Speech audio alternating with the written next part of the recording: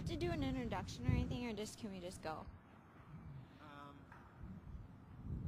It's recorded now. Okay. Question number 1. How far do you think Derek Wiley hit that ball? Well, I'd say about 450 feet, I'd say.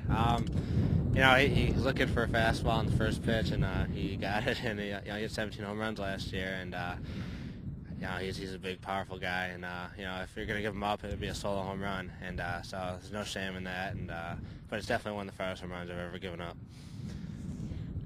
If you could have a one-on-one training session with any major league player, who would it be and why? I'd say being a big Chicago White Sox fan, I'd have to go with Mark Burley. He's a left-handed pitcher. He doesn't throw very hard, and I think he's pretty crafty, and he's had a very successful career in the big leagues. And I think if I compare myself to one major league player, it'd be him. So I'd really like to see what he has to say in terms of getting guys out at the big league level.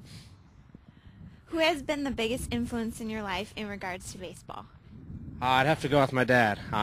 Actually, it's actually funny. When I was 6 years old, I didn't want to play baseball, and my dad was trying to convince me to play baseball because my 2 sisters had played, and so he took me to sign-ups, you know, at a local park district, and I was actually crying and screaming my head off, and I didn't want to play. And the only reason he got me to play is because he told me that all my friends were playing, and you know, being 6, 7 years old, you know, that was pretty persuasive right there. So I played, and I ended up loving the game, and I've been playing ever since. Oh wow. Name a few songs you like to warm up to before the game. Actually, I'm not too big of a music listener before games. I mean, that's a lot of guys like to do that, but I mean, I got everything on my iPod, and I'll listen to, you know, stuff that just happens to show up. I mean, I don't really have a pregame routine or anything. If I had to pick a type of music, probably alternative. I mean, I think that kind of gets my blood flowing a little bit, but other than that, nothing specific. Yeah. Which baseball movie is better, Rookie of the Year or The Sandlot? I'd have to go with The Sandlot. I like Rookie of the Year. You know, it's a pretty creative movie, and I think, you know, everyone in this nation's seen it. But I think The Sandlot is pretty cool because it really reminds you of you know, your childhood and just having fun. And back when baseball didn't mean so much, you know, and that's kind of how you wish it was nowadays. And you know, it was just all fun, just you and all your friends just going out just every single day in the summer and just playing ball and just having a good time. So I definitely have to go with Sandlot. Have you read any interesting books lately? Actually, I'm currently reading Mind Gym. It's a book about sports psychology and specifically about baseball. And you know, it's very important to me because, you know, I don't have the most overpowering stuff, and I have to win with my mind just as much as my body. So there's a lot of valuable lessons in there, and the guys worked with tons of professional athletes and professional teams, and you know, it's a really good book. Other than that, I've read Moneyball in the past with Billy Beane, Oakland Athletics, and all this philosophies, and it's pretty interesting. But I'm not too big a fan of reading, but I like to read baseball books. What is the coolest part about your new locker rooms?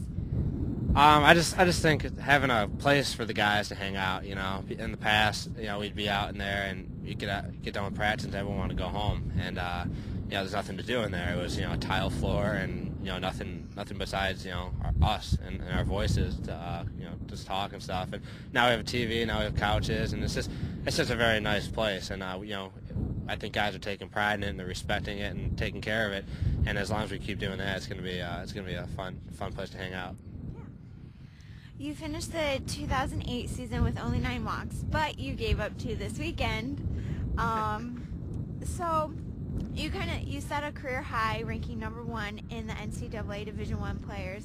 It's quite an accomplishment. So how do you push yourself through a game and focus on not giving up that many walks or runs?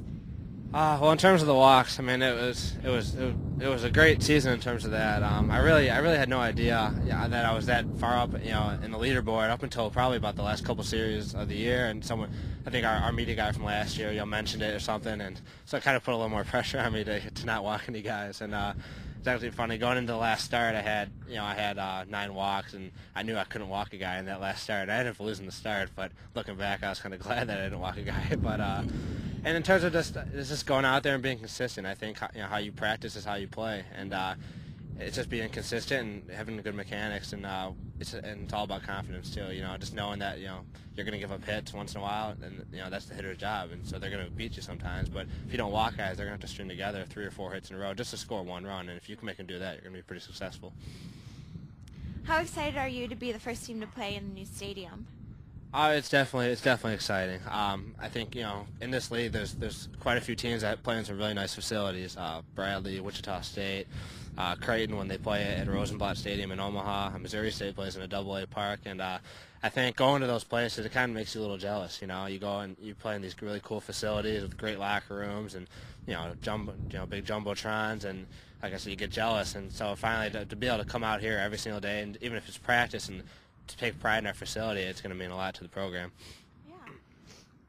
How has the program changed with associate head coach Kingston on staff? I think with Coach Kingston, he's really emphasized just taking the next step. And whether that means being out in practice an hour longer than everybody else, or pushing even more in the weight room or conditioning. I think basically, he's taken that attitude that he got from Tulane, which is just a tremendous program, a baseball program.